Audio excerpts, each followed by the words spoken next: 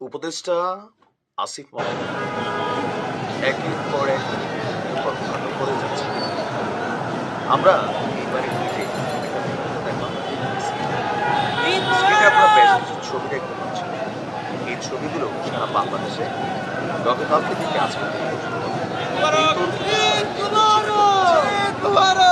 যেখানে আমরা সারা মাস রোজা রাখলাম, ইসলামকে অন্তরে ধারণ করলাম, আর ইসলামের বা মূর্তির অবয়ব, স্ট্যাচু বলেন যাই বলেন, এটা কিন্তু হারাম। তো এক মাস সিয়াম সাধনার পরে আসিফ মাহমুদের পরিকল্পনায় বা নির্দেশনায় যেই সুলতানি বা মোঘল আমলের ঈদকে আমরা ফিরিয়ে আনলাম, সেখানে বেশ কিছু জিনিস আমরা দেখলাম যেটা স্পষ্টত মনে হলো পহেলা বৈশাখ টাইপের। আবার এই দেশে মঙ্গল শোভাযাত্রা হবে না। এখন যারা মঙ্গল শোভাযাত্রাকে বাধা দিতে চাচ্ছেন বা বিভিন্ন জায়গায় বৈশাখী মেলা, বাউলের সঙ্গীত মেলা, তারপর লালন সঙ্গীত সন্ধ্যা, এগুলোকে যারা বাধাগ্রস্ত করছেন, তো উপদেষ্টা আসিফ মাহমুদ গতকালকে যা দেখাইলো, আমরা যতটুকু জানি তিনি বলছিলেন যে এবার পুরোনো ঈদ ফিরে আসবে। এই যে হাতি, ঘোড়া, মানুষের মূর্তি, তারপর হচ্ছে যে হোজ্জা চৌধুরী সম্ভবত একজন আছেন, ওনার একটা অবয়ব তৈরি করতে গিয়া এটা অর্ধেক হয়ে গেছে ডক্টর ইউনুস, অর্ধেক হয়ে গেছে জামাতের আমির। মানে কি হয়েছে আমি নিজেও আসলে বুঝি না। সাংবাদিক ইলিয়াস থেকে শুরু করে বাংলাদেশের অধিকাংশ ধর্মপ্রাণ মানুষ এই বিষয়টাকে পজিটিভ নেয় নাই। কেন নেয় নাই? যে এক মাস আমরা রোজা রাখলাম, রোজা রাখার পরে এই যে কুবুদ্ধি আসিফ মাহমুদের মাথায় আসলো নাকি ওনাকে দেওয়া হইলো?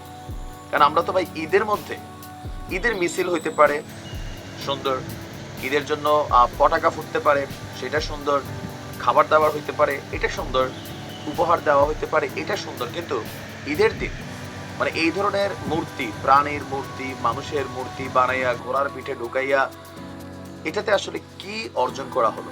আপনি আজকে সারা বাংলাদেশে দেখেন, অনেকে বলবেন না এরা আসিফ মাহমুদের হেটার্স। তো তাহলে মঙ্গল শোভাযাত্রায় ওটা তো ভাই শুধুমাত্র মুসলিমদের সংস্কৃতি না, আমাদের ঈদটা হচ্ছে মুসলমানদের সংস্কৃতি। আর যখন আমরা বৈশাখী মেলা বলি, এটা হিন্দু, বৌদ্ধ, খ্রিস্টান, তাদের ধর্মে এগুলো আছে। এগুলো নিয়ে আমরা যতটা চেতনার দিকে, ধর্মের দিকে ঝাঁপাইয়া পড়ি, যে ধরনের হুজুররা আছেন, তা আমিও দেখলাম যে কোনো হুজুররা এটা নিয়ে না প্রতিবাদ করে নাই। কেন? আসিফ পাওয়ারে আছে এই কারণে, তেলবাজি চাটার ইচ্ছা। মানে আমার কাছে মনে হয় ডক্টর মোহাম্মদ ইউনুসকে বিতর্ক করতে এই আসিফ মাহমুদ সহ আরো কয়েকজন আছেন, এরা এদের মন মতো চলেন। যদি নাই চলতেন তাহলে আপনার বোঝা উচিত ছিল যে ঈদ আমরা এক মাস রোজা রাখছি, যারাই আমরা ঈদে গেছি, ঈদে জামাতে গেছি, তারপরে এই যে ট্রেডিশনটা আমরা আনলাম, মানে এই ট্রেডিশনটাতে কি ফিরে আনলাম বা কি করলাম? পুরো এক মাস সিয়াম সাধনার পরে মূর্তির সাথে যারা দৌড়াইছে, এদেরকে আসলে কেউ কেউ আনন্দে গেছেন, খুশিতে গেছেন, কোথাও না কোথাও এদের কি গুনাহ হয় নাই? আর এই পুরা গুনাহের দায়ভার কি আসিফ মাহমুদ নিবে? অল্প পানির মাছ বেশি পানিতে পড়লে এটা কিন্তু ছটফট ছটফট করে। আর এদের সম্পর্কে বিভিন্ন জায়গায় বিভিন্ন রকম নেতিবাচক মন্তব্য কিন্তু আসা শুরু হয়েছে। আমি মনে করি এই কাজটা টোটালি ভুল হয়েছে আসিফ মাহমুদের।